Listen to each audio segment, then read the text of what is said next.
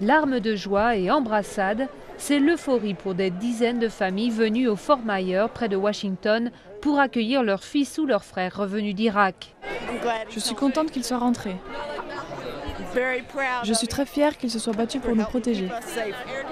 Ce bataillon de 124 soldats s'ajoute aux dizaines de milliers déjà rentrés ces derniers mois.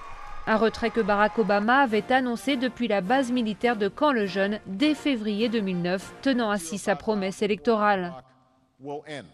Sur place en Irak, 50 000 hommes vont rester sur le terrain jusqu'en décembre 2011 pour épauler les forces de sécurité irakiennes.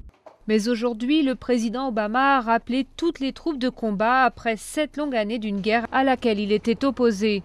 Dans un message envoyé depuis sa résidence de vacances, il les a remerciés. Votre engagement, votre bravoure, votre courage ont rendu les États-Unis plus sûrs et ont permis d'instaurer la démocratie en Irak. La démocratie, mais à quel prix? Côté américain, les déploiements à répétition des soldats à l'étranger pourraient pousser Washington à désormais privilégier la méthode douce.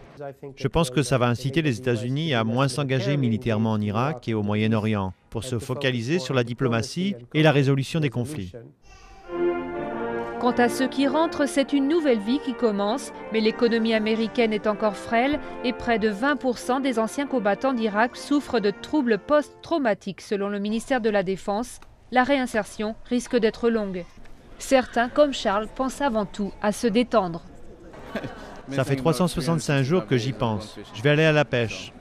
Charles ne sait pas s'il restera dans l'armée. Comme d'autres anciens d'Irak, il pourrait être de nouveau mobilisé pour rejoindre les 100 000 soldats américains déjà sur le terrain, mais cette fois-ci en Afghanistan.